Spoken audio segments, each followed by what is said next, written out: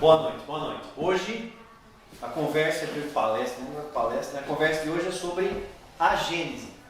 Então nós vamos falar do capítulo 13, a Gênese, para quem não sabe, Gênese de Allan Kardec, também uma das obras básicas da doutrina espírita. E a Gênese é dividida em 3 capítulos, 3 livros, vamos dizer assim. E a gente vai focar no primeiro capítulo do segundo livro. Mas, antes da gente começar, vamos, como sempre, aproveitar e fazer uma oração aqui para a gente poder acalmar, para a gente poder desligar um pouco dos problemas do mundo afora. Então vamos lá.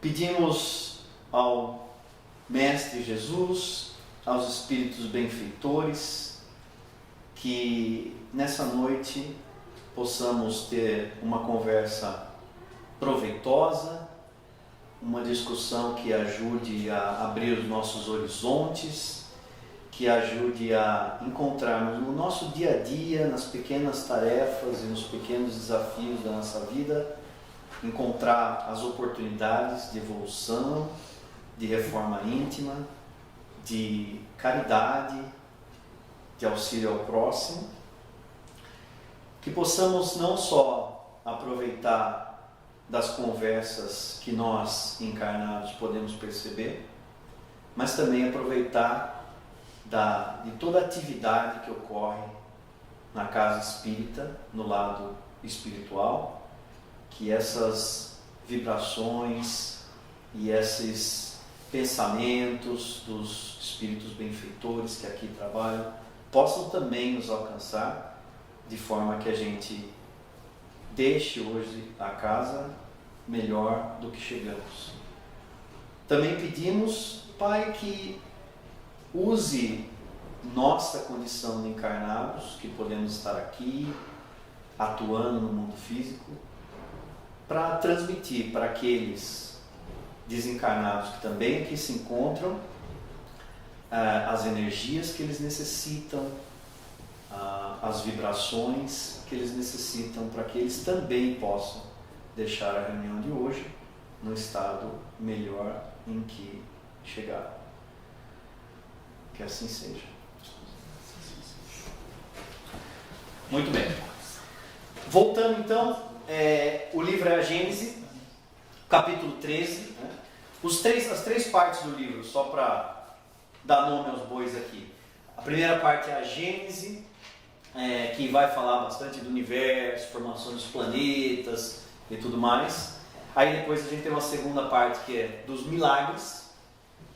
Então tem toda uma parte sobre milagres, esse é só o primeiro capítulo. E aí finalmente vai falar sobre as predições. Um outro livro que tem alguns capítulos. Então esse primeiro capítulo da parte 2, que é o capítulo 13 do livro. A ideia desse capítulo é focar na compreensão do que são os milagres, natureza dos milagres e qual é a visão espírita sobre os milagres. O que a gente entende como milagre. Né? Hoje, então, nesse capítulo, eu quero falar sobre 4 principais temas, que é a definição e natureza dos milagres, classificação dos milagres, os milagres no contexto da religião, nos textos religiosos, e finalmente um pouco sobre o progresso científico e moral. Então, comecemos com a definição dos milagres. Compreensão comum dos milagres. Né? O que a gente acredita, o que cada um acredita que é um milagre. Quem pode citar um exemplo de um milagre aí, para começar? Multiplicação dos pães. Multiplicação dos pães, um rapaz chamado Jesus Cristo, né? Faz uns 2000 e tantos anos aí. Esse é um exemplo de milagre. Que mais? Transformação da água em vinho. Transformação da água. Vocês estão pegando só... Não, easy, né? É justo, fácil. É justo. Eu vou falar mais tarde sobre o milagre dele, que eu gosto muito, que é de andar na água. Vou falar o que meu avô falava desse milagre. Vamos lá. Ok. Esses são exemplos de milagre que seguem a compreensão tradicional. Então, assim, tradicionalmente, os milagres são vistos como eventos sobrenaturais que desafiam as leis naturais. Eles são frequentemente percebidos como atos de intervenção divina que não podem ser explicados pela ciência ou pelo homem. Eu vou desafiar essa noção durante essa palestra, tá? Aí vai um exemplo. Quem aqui entende como funciona um motor de combustão? Eu não levantei a mão. Eu não entendo. É milagre? É. Pra funcionar não vai dar milagre, eu vou te falar. O que pode dar de errado? Não. Quem aqui entende como funcionam esses programas de IA que rodam, né? Chat GPT da vida, esse programa? Mas quem não entende então? Então é milagre. Porque olha a definição, vou voltar a falar aqui, né? Perceber como atos de Deus que não podem ser explicados pela razão humana. Então assim, eu não sei explicar, você tem um pistão lá, explode um negócio meio caótico, né? Um motor a combustão. Eu me dou o melhor computador. Mas então é isso. Se é isso que é milagre, coisa que a gente não pode explicar, pô, tem um monte de coisa que eu não sei explicar. Então se for para biologia, para não sei o quê, tem um monte de coisa que eu não sei explicar. Então, eu li essa definição, foi um negócio que eu já fiquei incomodado. Vamos falar mais sobre isso daqui a pouco, porque eu acho que no próprio capítulo ele desenvolve uma outra visão. Tem um autor, eu usava a frase, eu não sabia que era dele, mas enfim, Arthur Clarke. Alguém já leu alguma coisa do Arthur Clarke? Eu achei um que leu. A frase dele é essa aqui, ó. Any sufficiently advanced technology is indistinguishable from magic. E ele está falando, qualquer tecnologia suficientemente avançada parece magia, certo? Então assim, esse é o ponto principal, né? Se a gente for por essa linha do milagre, aí quase tudo é milagre para nós, né?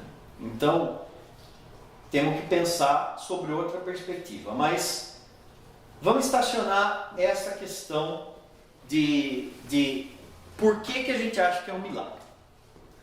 O que diz o Espiritismo? Qual é a perspectiva espírita? A perspectiva espírita basicamente é que, segundo essa definição aqui, não existe milagre. Ponto. Um milagre não é uma violação das leis naturais, mas um evento que ocorre a aplicação de leis que ainda não são completamente conhecidas pela humanidade. Então, do meu ponto de vista, o motor a combustão é um milagre, do meu ponto de vista, penicilina é um milagre, um monte dessas coisas são um milagre, porque eu não tenho a menor ideia do que está acontecendo lá. Então, veja a perspectiva do Espiritismo. Tudo isso que a gente classifica como fantástico, etc. e tal, eles estão falando, o Espírito está falando, é só porque a gente ainda não entende, mas é regido por uma lei. Porque quebrar a lei tem outros problemas que nós vamos falar daqui a pouco. Se cada milagre violasse as leis, tem vários problemas atrelados a isso, né? Então, vamos ter isso em mente. Assim. Primeiro, é algo que a gente não compreende. É algo que a gente ainda não compreende, mas está seguindo algum tipo de lei, né? E segundo, é realmente isso que define o que a gente acha que é um milagre, né? Não compreende, porque eu tenho a impressão que a gente tem várias coisas que a gente não compreende, que a gente aceita como perfeitamente normais, que a gente não chama de milagre. Então, vamos pular para a próxima parte, porque a gente vai discutir esses dois aspectos aí, tá? Muito bem. Bom, classificação dos milagres. Milagres como fenômenos naturais, né? Os milagres são eventos que parecem extraordinários, porque a gente não compreende. Esses eventos são naturais, segundo os Espiritismo, eles são naturais, mas são raros. Mas obedecem à lei da natureza, que ainda não estão descobertas ou não foram totalmente compreendidas. Para mim, essa é a chave do negócio, né? Mas são raros. Quando algo que a gente não compreende se torna algo do cotidiano, do dia a dia, a gente acaba banalizando aquele negócio. pode ser um baita milagre, né? Todos os avanços que a gente tem em robótica, é um milagre para mim essa casa aqui, pô, parede, isolo frio, mas é comum. A gente já falou assim, ok, não tem nenhuma novidade. Mas quando aparece algo que é diferente, algo que é raro, e é raro para essa nossa existência, né? Pode ser algo que é super comum na Terra, acontece a cada 10 mil anos, acontece, é comum. Mas para nós, né, acontece um negócio, isso é um milagre. Então eu acho que a nossa percepção, principalmente no período de uma vida humana, do que é um milagre ou não, ela tem a ver com isso. Tem a ver com não compreender com certeza, né? Se você vê um evento que é raro, sei lá, é raro, né, isso aqui, alguém vir aqui na frente e jogar isso no chão, é raro, nunca vai acontecer. Mas se eu fizer isso agora, você vai compreender, fala, o jogou um negócio no chão, então não é milagre. Então eu acho que tem essa combinação das duas coisas. Quando a gente não compreende algo, e ele é um evento raro, que a gente não está acostumado a vivenciar, a gente tende a colocar isso como um milagre. Tá? Então, essa é para mim a conclusão aqui, a lição que a gente tira disso aqui. E de novo, é um problema de percepção. É um problema de percepção, não é um problema de algo que realmente saiu das leis da natureza e é uma exceção e por aí vai.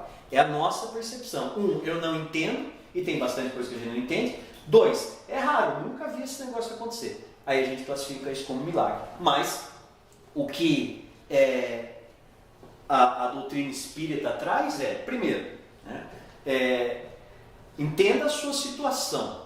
Entenda que você não é o fim da escala evolutiva, que você não chegou no máximo conhecimento do universo. E isso não precisa nem ser espírita para entender. Né? Todo dia, quando a ciência avança, a gente vê teorias que a gente tinha sendo refutadas, sendo repensadas, sendo reescritas. Então, mesmo a ciência entende que ela não tem um domínio total, nem do que tem só na Terra, quanto mais do que tem no sistema solar, quanto mais do que tem no universo. Então, ponto. Né?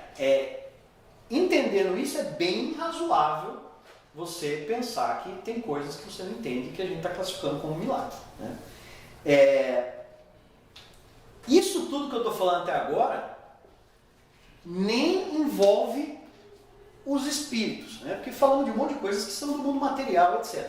Quando você põe os espíritos na jogada, aí a coisa parece mais fantástica ainda. Né? Porque o papel dos espíritos nos milagres espíritos mais avançados, né, que têm esse entendimento maior sobre matéria, sobre funcionamentos não só do plano material como do plano espiritual, conseguem fazer coisas que para nós são milagres, a gente classifica como milagres. Né? Então, esse é outra exemplos. Cura, materialização, né? Qualquer outra, uma sessão mediúnica que um espírito vai lá e vai trazer, vai comunicar, um espírito que já desencarnou, vai dar uma comunicação de alguém, de alguma coisa que só uma determinada pessoa sabe, e você classifica aquilo como milagre, mas a gente, do lado do espiritismo, sabe como isso funciona, ou pelo menos tem uma ideia, né? Não sabe também dos detalhes. Volto a dizer do entendimento do motor lá e da IA, né?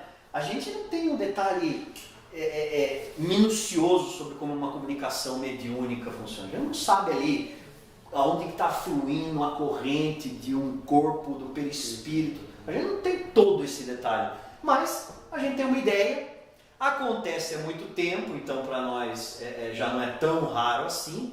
Então a gente fala, ok, isso aqui não é um milagre. A gente já tem alguma compreensão sobre isso. Tá?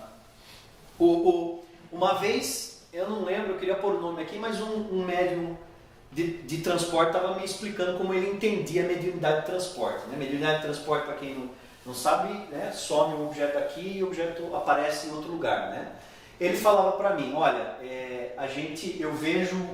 eu vou lá com o perispírito, então se tem aqui um celular, né? Eu vou lá com o perispírito, aí esse objeto está aqui no mundo real. Eu chego perto dele e aí o meu perispírito incha e envolve esse objeto, e aí vocês não veem mais. Aí eu vou para um outro lugar, vocês não estão vendo, e aí eu venho, eu ponho aqui, e daí meu espírito fica menor de novo e ele aparece lá. Então assim, Para mim era bem fantástico o negócio sumido aqui aparecer ali antes de ter essa explicação. Não é uma explicação super detalhada, científica, etc. Mas eu falei, ok, então me parece que há um jeito de fazer isso sem ter que violar qualquer lei da natureza. Né? Então, esse é um exemplo de como a atuação dos espíritos fazem com que a gente mais ainda acabe acreditando que tudo é milagre. Né? Mas não é. Tem alguma explicação que a gente não consegue ver, que a gente não consegue entender. Os limites que nós temos aqui de trafegar em espaço e tempo, os espíritos não têm. Espaço é bem comum, se você lê qualquer literatura espírita, escrever alguma coisa, é normal, o espírito está aqui, de repente vai lá para Júpiter e tal, tranquilo. Agora, para ele, né? Agora, existem já vários indícios, é interessante que esses são conclusões que nessa casa espírita a gente começou a ver nas sessões mediúnicas, de que eles também não estão muito presos a tempo. Que eles podem muito bem ir 500 anos para trás, 500 anos para frente. Então, assim, isso tudo para nós, com certeza, é fantástico. Porque você viaja no tempo e você viaja no espaço, etc. Mas existe, de novo, são coisas que a gente não compreende, mas existe uma lei que rege esse tipo de coisa. Tá? Muito bem. Milagres nos textos religiosos, bíblicos e tudo mais. E aí, os que vocês citaram são dos textos, né? Então, muitos desses milagres são interpretados pelo Espiritismo como uso avançado das leis da natureza, certo? E aí, eu tenho que citar o exemplo da água lá, que o meu vozé, que já está do lado de lá, né? Um braço aí, vozé. Ele falava toda hora, então Jesus estava lá e foi o barco lá, saiu andando pelo rio, subiu no barco. E vem todos os apóstolos. Aí está Tomé do outro lado. Aí Tomé vai lá dar o primeiro passo, levanta. O Pedro, tem que ter fé, Tomé. Tomé dá o segundo passo, vai de novo. Mas tenha fé. Na terceira vez Jesus vira para Pedro, fala para ele logo então as pedras e vamos embora. Não é querer, não estou querendo desmerecer, certo? Eles andaram na água, mas só estou dizendo que esse é um exemplo de que às vezes algo que parece fantástico é um negócio muito simples, entendeu? É um negócio muito simples. Então, essa história, ele se dizia que não era espírita. E cada vez que eu fazia alguma coisa errada, ele falava assim, tá bem que eu não sou espírita. Mas enfim, então, o Espiritismo e as obras básicas e depois todas as obras espíritas, Chico Xavier, Divaldo, tudo que a gente tem, eles ajudam a gente a expandir um pouco mais esse nosso horizonte.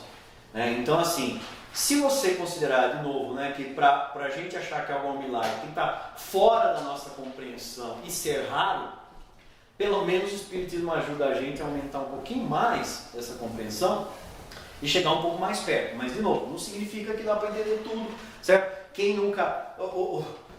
Eu já disse algumas vezes que eu não nasci em família espírita, mas meus filhos nasceram em família espírita desde o começo do tempo do cair. E a pergunta principal era aquela, mas o que é Deus?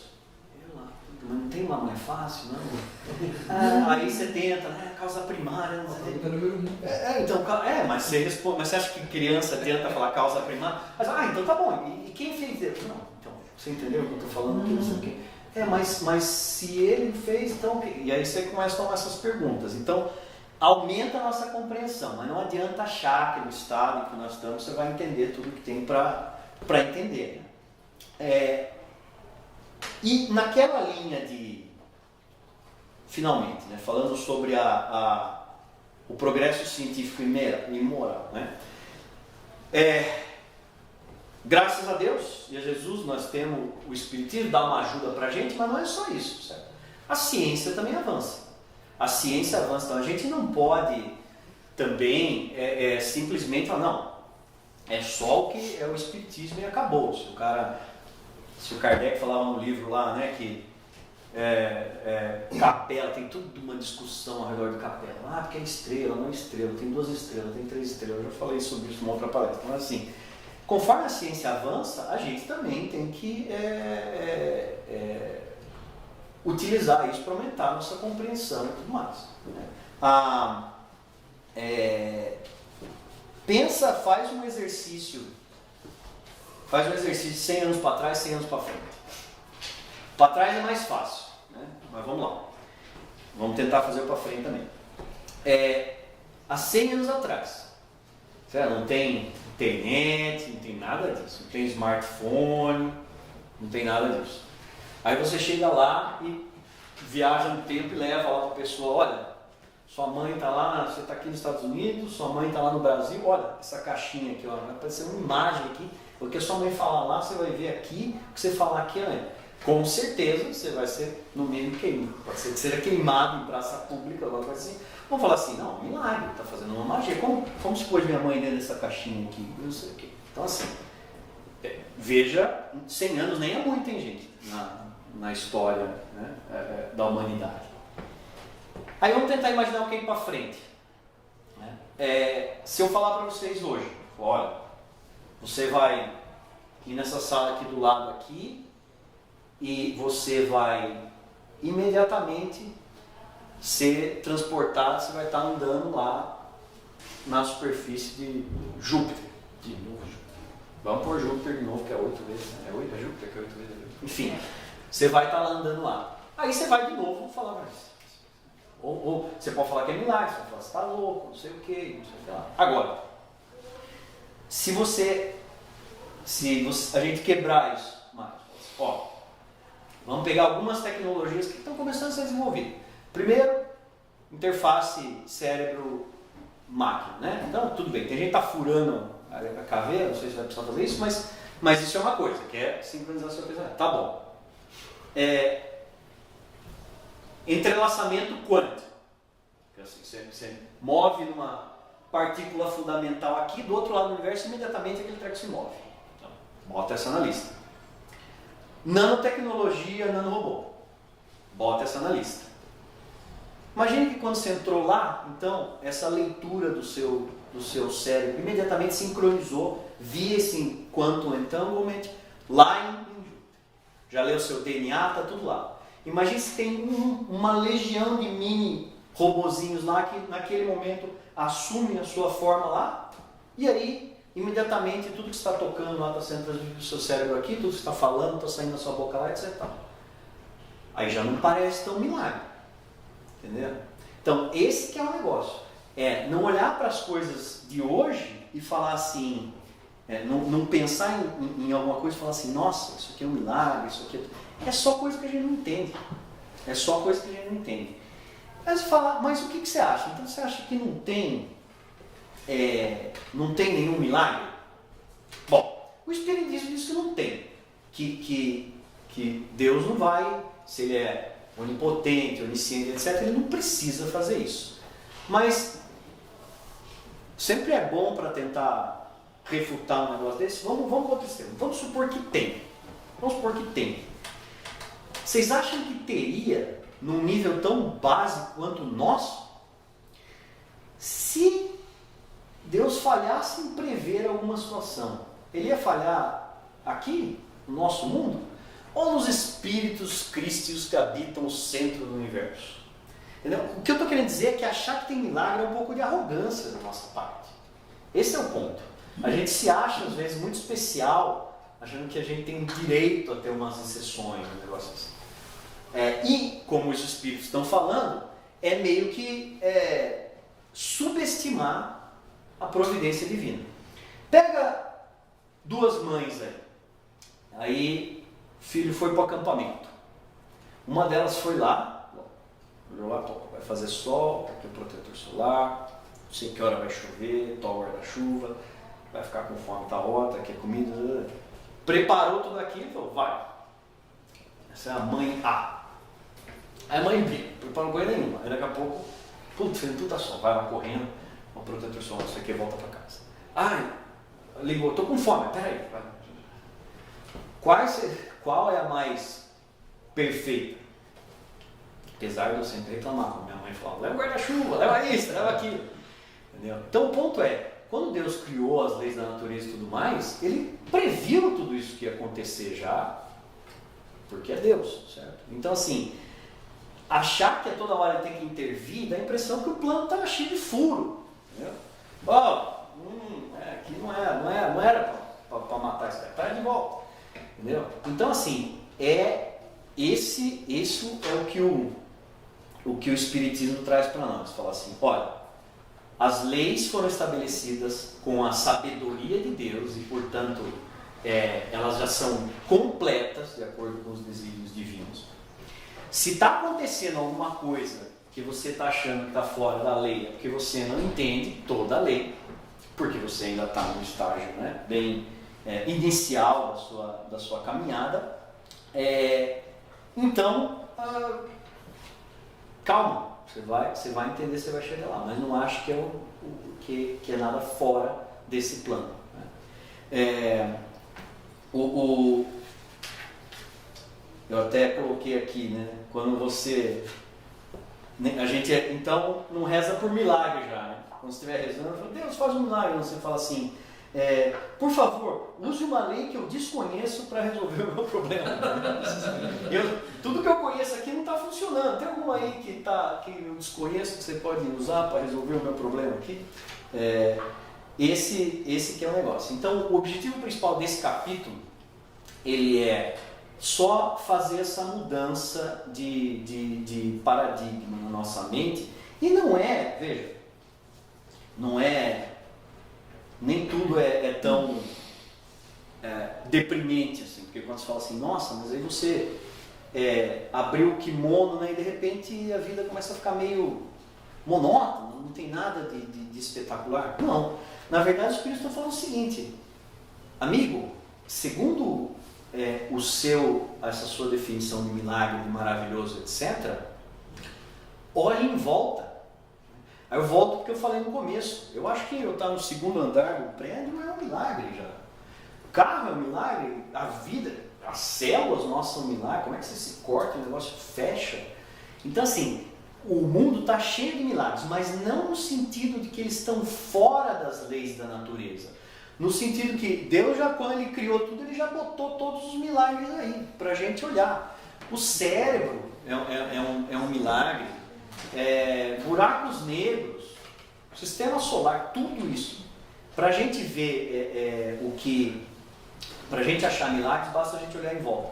Então assim, o objetivo do capítulo não é falar assim, não tem milagre, cara, pare de se encantar com as coisas. É exatamente o contrário, né? Pare de se encantar com coisas que são raras e você não entende. Se encante com absolutamente tudo, porque tudo que tem no universo que nós temos essa oportunidade de estar é um pequeno milagre. É isso aí. Tempo para perguntas, comentários e outros milagres que vocês queiram compartilhar com a galera. Umas 2 semanas atrás, que a Igreja Católica, o Papa, etc., estão mudando ou mudaram já o critério para reconhecer milagres. Vai ser mais difícil agora reconhecer milagres. Vai precisar de 3 aprovações do milagre, alguma coisa assim. Então, para proteger de charlatanismo, financeiro, etc. Eu tenho essa visão otimista que a gente sempre anda uns passinhos para frente, né? E todas as notícias que eu recebo, às vezes mesmo quando elas parecem ruins, eu tento pensar o que são os passinhos para frente. Eu acho, segundo a definição de milagres deles, que não é a última que eu falei, mas é a primeira, né? Mais maravilhosa, etc. Se eles estão tornando mais difícil, eu acho que isso é um passinho para frente. Eu acho que é um passo na direção certa, porque está mais nessa linha, né? De algo que é intervenção divina. Né? E aí vai me encontro o que a gente acha aqui. Sabe que a igreja já teve cancelamento de milagre? Algo que há 1900 anos atrás foi classificado como milagre, depois descobriram que não era bem assim. Hoje nós já aprendemos. Eu vou até procurar isso, porque é uma boa pergunta, viu? É uma boa pergunta. Uma pesquisa de AI. Eu vou fazer, porque assim, que nem a história do caminho das pedras, né? Será que alguém fala, olha, na verdade isso aqui é mais tranquilo de fazer. Não sei, mas é uma boa pergunta. Eu falo que eu não nasci espírita, né? Eu nasci católico. Fiz primeira comunhão. Também, só não estou indo muito na igreja. Eu fiz primeira comunhão, eu fiz o começo, eu fui o começo. Aí depois fiquei rebelde. Só um comentário, você falou de fazer o exercício de avançar 100 anos, né? Eu estava lendo outro dia que estão querendo rever a lei de Moore, de tão rápido que está avançando as coisas, imagina. É exponencial, não tem como... Então, aparentemente, não há... É da natureza que uma civilização acaba desenvolvendo a tecnologia, né? Então, assim como a gente está desenvolvendo. E boa parte da minha busca, né? Sendo, de novo, tem os dois lados, né? Espírito e técnico, é tentar entender como essas coisas se encaixam. Eu tenho plena confiança de que robótica, IA, tudo isso vai ter um lugar junto com o espiritismo, entendeu? Se a gente conseguir um dia reproduzir um corpo com a fidelidade do corpo biológico, eu acho que vão ligar um perispírito ali e segue a vida. Mas isso não vai em lugar nenhum, tô falando. Mas o que eu estou querendo dizer é que assim, muitas vezes na vida espírita eu vi em centros e tal, o pessoal falando clone, ai meu Deus, totalmente compatível. Robótica, IA, totalmente. Eu acho que sempre vai ter um... Se Deus permitir. Exatamente. Está dentro das leis. Entendeu? Não é uma exceção. Entendeu? É só... É algo que a gente não sabe fazer ainda. Só para complementar o que você falou, sobre o que a gente não conhece. Em 1908, Niels Bohr definiu o modelo atômico como tendo um núcleo e elétrons, e no núcleo tinha duas partículas ali dentro, né? E era indivisível. Em 1950 já existiam 9 subpartículas, né? E em 2000 já são mais de 108 partículas subatômicas. Eu acho também outra coisa, uma ênfase. Eu acho que às vezes a gente complica bastante as coisas, né? Porque já fala, tem 100 partículas, tem não sei quantos elementos. Mas aí depois de um tempo a coisa volta e a gente descobre que era tudo uma coisa só, mas você está olhando com um ângulo um pouco diferente. Então, eu acho que nós vamos chegar lá. Eu acho que o negócio de partícula atômica desandou, a gente vai precisar voltar. E aí quando volta, você fala, aí de novo você vê a beleza da sabedoria divina. Você fala, a gente inventou um baita sistema de classificação, 400 coisas, mas era uma só, com 3 cores diferentes. Eu estava vendo várias combinações do que na verdade é isso aqui. Eu acho que a beleza da obra divina também tem simplicidade. A gente complica porque a gente gosta. Fábio, quer dizer que, resumindo tudo que a gente citou hoje, o milagre é uma questão de percepção. Se ele é uma questão de percepção, o milagre está nos olhos de quem vê. É isso. E a recomendação do Espiritismo, não minha do Espiritismo, veja milagre em tudo. Mas não ache que aquilo é uma exceção da obra divina, porque você está questionando a sabedoria divina e tendo um pouco de arrogância, achando que você merece tanta exceção. Assim. É isso. Bem. Muito obrigado. Um comentáriozinho. Gostei da como você finalizou, né? Para que a gente veja os milagres na maioria das coisas que a gente, por ver, muitas vezes a gente acha que não é milagre. Ou uma outra forma alternativa também de ver isso que é excitante, é pensar o quanto de coisa tem ainda para a gente aprender, né? Para que a gente possa conseguir entender, compreender esses milagres que você comentou, que são os milagres que vêm até hoje, né? As obras de Jesus e os milagres de Jesus. Essa é a minha, eu já falei, né? Eu quero aprender tudo isso. Eu quero aprender o motor a combustão, eu quero saber o que tem no fundo da fossa das Marianas, eu quero saber o que tem dentro do buraco. Tem muita coisa. Então, Talvez demore algumas vidas aí. Umas 2, né? Agora vai estar na segunda, umas 3, né? Tá bom, pessoal. Vamos lá para a gente poder avançar. Queridos Espíritos Benfeitores, agradecemos por essa oportunidade de estarmos aqui hoje, de termos essa conversa, em que podemos ter uma conversa descontraída e leve, mas ao mesmo tempo aprender, reforçar ensinamentos que eventualmente já tenhamos, ter a perspectiva do outro, porque sabemos que o conhecimento reverbera entre nós e volta mais reforçado, mais consolidado, e assim podemos avançar mais rápido quando estudamos e trabalhamos em conjunto. Agradecemos também pelo auxílio do invisível, porque sabemos que muito do que discutimos aqui tem inspirações, e sabemos que a nossa conversa aqui é apenas um pano de fundo para todas as atividades que ocorrem no plano espiritual. Sabemos que a nossa contribuição é bem pequena, mas somos gratos por sermos abençoados e podemos participar dessa atividade. Temos essa oportunidade e essa pequena iluminação que muitos dos nossos irmãos encarnados no plano terrestre ainda não têm essa oportunidade. É com toda essa gratidão que pedimos encarecidamente que essas mesmas energias possam se espalhar para as nossas famílias, para as comunidades em que vivemos e para todo o planeta, pois sabemos que é a soma de todas essas vibrações de paz e amor que pouco a pouco fazem com que o nosso orbe, essa grande família terrestre, evolua, cresça, aprenda e caminhe em direção ao Pai.